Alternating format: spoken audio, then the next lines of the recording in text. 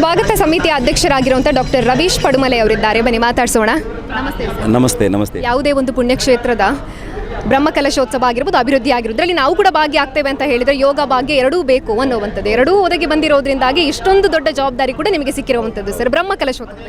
ಖಂಡಿತ ಸತ್ಯ. ಯಾಕಂತಂದರೆ ಶ್ರೀ ಕೋದಂಡರಾಮ ಪಂಚಮುಖಿ ಆಂಜನೇಯ ಕ್ಷೇತ್ರ ಹನುಮಗಿರಿಯಲ್ಲಿರುವಂಥದ್ದು ಕೇವಲ ಒಂದು ಧಾರ್ಮಿಕ ಶ್ರದ್ಧಾ ಕೇಂದ್ರ ಅಲ್ಲ.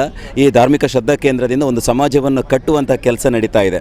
ಆ ನಿಟ್ಟಿನಲ್ಲಿ ಇವತ್ತೇನು ಸಮಾಜದಲ್ಲಿ ನಾವೆಲ್ಲ ಒಂದೇ ತಾಯಿಯ ಮಕ್ಕಳಂತೆ ಇದ್ದೇವೆ, ನಾವು ಇಲ್ಲಿ ಕೂಡ ಹನುಮಗಿರಿ ಕ್ಷೇತ್ರದಲ್ಲಿ ಕೂಡ ನಾವೆಲ್ಲರೂ ಜೊತೆಯಾಗಿರಬೇಕು ಅನ್ನೋಂಥ ನಿಟ್ಟಿನಲ್ಲಿ ಈ ಸಲದ ಬ್ರಹ್ಮಕಲಶೋತ್ಸವ ಒಂದು ವಿಶೇಷವಾದಂಥ ಒಂದು ಸಂದೇಶವನ್ನು ಸಮಾಜಕ್ಕೆ ನೀಡಿದೆ. ಮತ್ತು ಎಲ್ಲ ಗಣ್ಯರೆಲ್ಲರೂ ಬರ್ತಾ ಇದ್ದಾರೆ.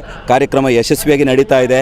ನಾವು ನೆನೆಸಿದ ಮಟ್ಟಕ್ಕಿಂತ ಹೆಚ್ಚಿನ ಪ್ರಮಾಣದಲ್ಲಿ ಎಲ್ಲ ವ್ಯವಸ್ಥೆಗಳು ಸರಾಗವಾಗಿ ನಡೀತಿರೋದು ನಮಗೆ ಬಹಳ ಖುಷಿ ತಂದಿದೆ. ಸ್ವಾಗತ ಸಮಿತಿಯಲ್ಲಿ ಎಷ್ಟು ಜನ ಇದ್ದಾರೆ, ಅವರ ಕಾರ್ಯವೈಖರಿ? ಖಂಡಿತ ಸತ್ಯ. ನಮ್ಮಲ್ಲಿ ಒಂದು 36 ಸದಸ್ಯರಿದ್ದಾರೆ. ನಾವೆಲ್ಲರೂ ಜೊತೆಯಾಗಿ ಕೆಲಸ ಮಾಡ್ತಾಯಿದ್ದೇವೆ. ಮೊನ್ನೆಯಿಂದಲೇ ಎಲ್ಲ ಕೆಲಸ ಕಾರ್ಯಗಳಲ್ಲಿ ತಮ್ಮನ್ನು ತಾವು ತೊಡಗಿಸಿಕೊಂಡಿದ್ದೇವೆ. ಮತ್ತು ಎಲ್ಲರೂ ಕೂಡ ಬಂದು ಇವಾಗಲೇ ಎಲ್ಲ ಗಣ್ಯರನ್ನು ಬಂದು ಅಥವಾ ಸ್ವಾಮೀಜಿಗಳು ಬಂದರೆ ಅವರಿಗೆ ಒಂದು ಪೂರ್ಣ ಕುಂಭ ಸ್ವಾಗತ ಆಗಿರ್ಬೋದು. ಮತ್ತು ಉಳಿದ ಅತಿಥಿಗಳು ಬಂದಾಗ ಅವರನ್ನು ಕೂಡ ಸ್ವಾಗತ ಮಾಡುವಂಥದ್ದು ಕೆಲವೊಂದು ರೂಪುರೇಷೆಗಳನ್ನು ನಾವು ಮಾಡಿಕೊಂಡಿದ್ದೇವೆ. ಅದೇ ರೀತಿಯಾಗಿ ನಾವು ಮುಂದುವರಿತಿದ್ದೇವೆ. ಅವರನ್ನು ಇಡೀ ಕ್ಷೇತ್ರ, ಈ ಹನುಮಗಿರಿ ಕ್ಷೇತ್ರ ಏನಿದೆ, ಪೂರ್ಣವಾದ ಕ್ಷೇತ್ರವನ್ನು ಅವರನ್ನು ಸಂಪರ್ಕಿಸಿ ಅಲ್ಲಿ ಅವರಿಗೆಲ್ಲ ಸ್ಥಳಗಳನ್ನು ತೋರಿಸಿ ಎಲ್ಲ ವೇದಿಕೆಗಳಿಗೆ ಕರೆದುಕೊಂಡು ಹೋಗಿ ಮತ್ತೆ ಅವರನ್ನು ಬಿಡುವಲ್ಲಿಯವರೆಗೂ ನಮ್ಮ ಒಂದು ಜವಾಬ್ದಾರಿ ಇರ್ತದೆ. ಆ ನಿಟ್ಟಿನಲ್ಲಿ ನಾವೆಲ್ಲರೂ ಕೂಡ ಕಾರ್ಯಪ್ರವೃತ್ತರಾಗಿದ್ದೇವೆ. ನಾಳೆ ನಾಡಿದ್ದು ಯಾವೆಲ್ಲ ಗಣ್ಯರು ಬರ್ಬೋದು, ಸ್ವಾಮೀಜಿಗಳು ಬರ್ಬೋದು? ನಮ್ಮ ಈ ಭಾಗದ ಎಲ್ಲ ಸ್ವಾಮೀಜಿಗಳು ಬರ್ತಾರೆ ಅನ್ನುವಂತಹ ಮಾಹಿತಿ ನಮ್ಮಲ್ಲಿರುವಂಥದ್ದು. ಹಾಗೆಯೇ ಕಂಚಿಮಠದ ಸ್ವಾಮಿಗಳು ಪ್ರಥಮ ಬಾರಿಗೆ ನಮ್ಮ ದಕ್ಷಿಣ ಕನ್ನಡಕ್ಕೆ ಬರ್ತಾ ಇದ್ದಾರೆ. ಅದರಲ್ಲೂ ಕೂಡ ನಮ್ಮ ಪುಣ್ಯ ಈ ಧರ್ಮದ ಮಣ್ಣಂತ ಹೇಳ್ಬೋದು, ಹನುಮಗಿರಿಯ ಮಣ್ಣಿಗೆ ಬರ್ತಾ ಇದ್ದಾರೆ. ಹಾಗಾಗಿ ನಾವೆಲ್ಲರೂ ಕಾತರದಿಂದ ಕಾಯ್ತಾ ಇದ್ದೇವೆ.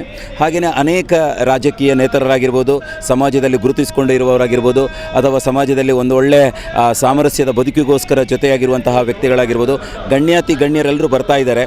ಹಾಗಾಗಿ ನಾವೆಲ್ಲರೂ ಕಾತರದಿಂದ ಕಾಯ್ತಾ ಇದ್ದೇವೆ. ಎಲ್ಲರನ್ನು ಬಂದವರನ್ನು ಕೂಡ ನಾವು ಖಂಡಿತವಾಗಲೂ ಪೂರ್ಣವಾಗಿ ಬಹಳ ಖುಷಿಯಿಂದ ಅವರನ್ನು ಸ್ವಾಗತಿಸಿ ಹಾಗೆ ಅವರನ್ನು ಮತ್ತೆ ಕಳಿಸಿಕೊಡುವಂಥದ್ದು ದೊಡ್ಡ ಜವಾಬ್ದಾರಿ ನಮ್ಮ ಹೆಗಲ ಮೇಲಿರುವಂಥದ್ದು.